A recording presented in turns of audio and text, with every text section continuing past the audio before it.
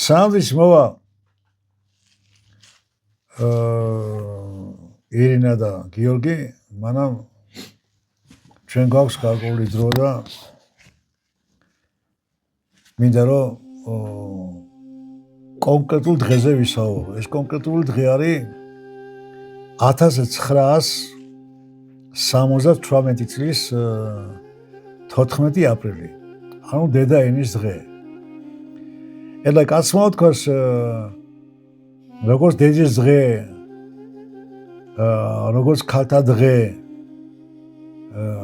პირობითია, იმიტომ რომ ყოველი დღე დედისაა და ყოველი დღე ქალთა დღეა.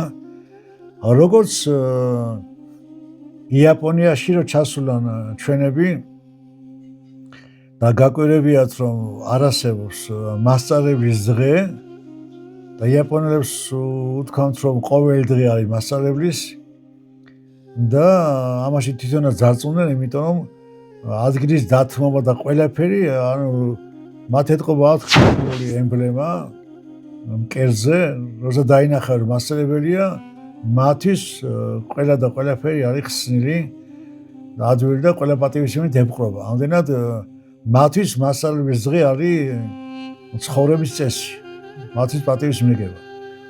ანუ დედის დღე და ქალთა დღეც პირობითია. ყოველ დღე დედის დღე. ასევე პირობითია 1978 წლის 14 აპრილი დედაენის დღედ გამოცხადა, თორე ყოველი დღე დედაენისაა. უბრალოდ ეს მოხდა, იმიტომ რომ მაშინ იყო გარკვეული საშიშროება, რომ აღარ ჩაწერილიყო იმ საბჭოეთში, როგორც ქართული ენა სახელმწიფო ენად. და მის დასაცავად გამოვიდა საქართველოს ახალგაზრდობა.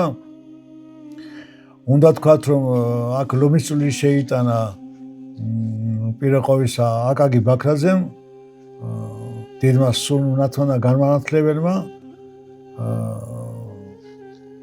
წულეისკირმა, ნოდარ წულეისკირმა, რევარ ჯაფაიძემ და არა მარტო.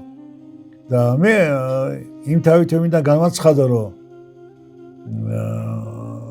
არავის არ ეგონოს, რომ მე დაახლოებული ვიყავი, ცხადია, არა მარტო დაახლოებული ეროვნულ მოძრაობასთან, ალბათ არაფერი ჩატარებულა და ყოფილა, რაშიაც წვლილი მე მეყოს 9 აპრილია თუ მათ შორის 78 წლის 14 აპრილს იქ ვიდექი, მაშინ მეხუთე კურსის სტუდენტი ვიყავი, მაგრამ მე იმის თქმა მინდა, რომ ყველა სახელი და გვარი ცხადია, არც ვიცი, არც მახსოვს, მაგრამ ის ვიცი, რომ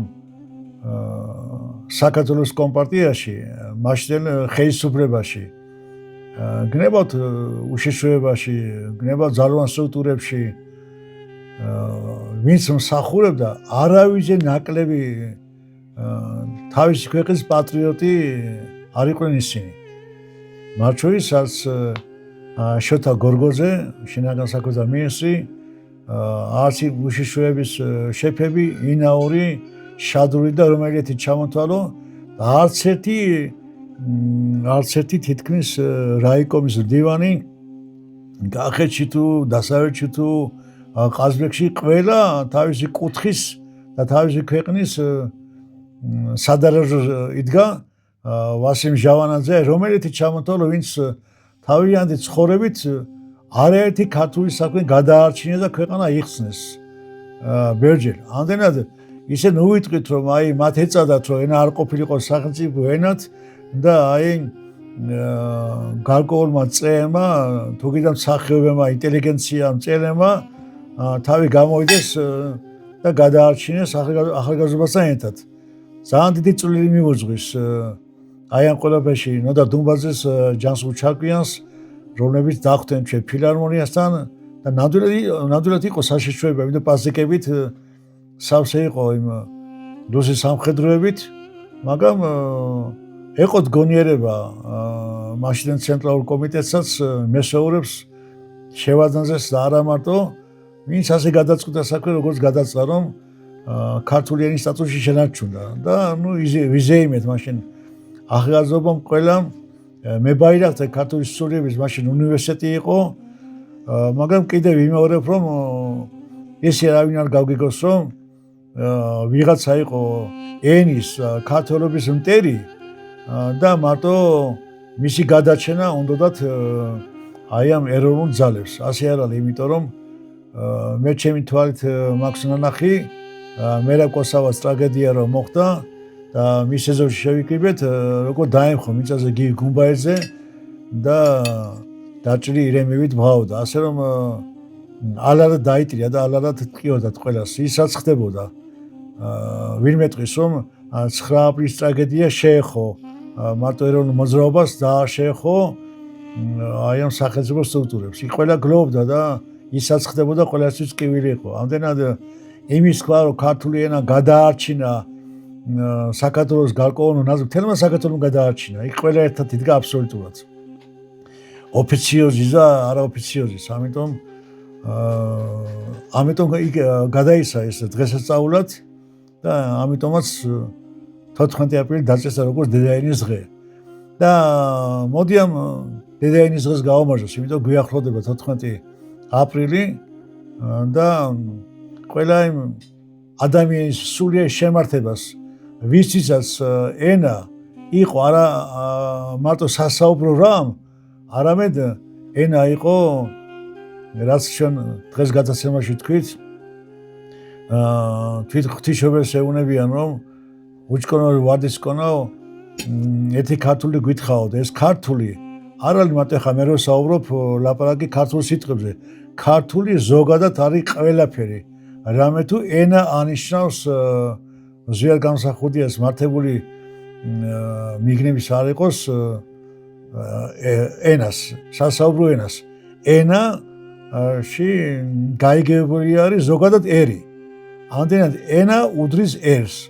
ამდენად როდესაც ქართულ ენაზე, აქ საუბარია ქართულ ერზე, თავისი ტრადიციებით, თავისი ზღაპრებით, თქმულებებით, მითოლოგიით, წარსულით, სიმღერებით, ხელოვნებით, ცეკვებით და ყველაფრით.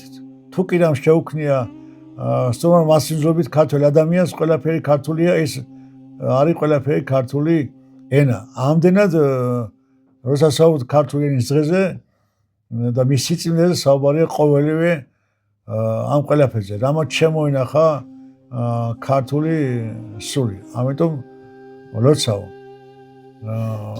იმ ლამაზ დღეს მაინც სიმბოლოა 14 აპრილია, რაც გვიახლოვდება ორ კვირაში და რაც ჩვენი ლექციის, ჩვენი საუბრის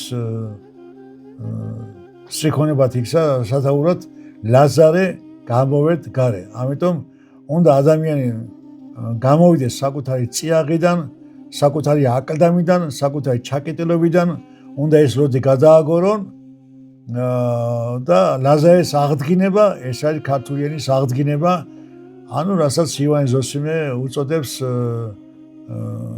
ენის კურთხევას, მეორედ მოსვლას და ნათლისღებას. გავამარჯოს ყოველივე იმ დიდ საგანძურს, რასაც ილია მართლმსაჯის არ იყოს, სამი ღვთაების საუნჯე შეგრჩაო და დაგვრჩაო, მამულ ენა სარწმუნება. და ამ სამს ძალიან ლამაზად ახლა ჩვენი პატრიარქის ილია მეორის სიტყვები ამშვენებს ღმერთი სამშობლო ადამიანი. ამ სამების დიდება იყოს. კაი ხარ.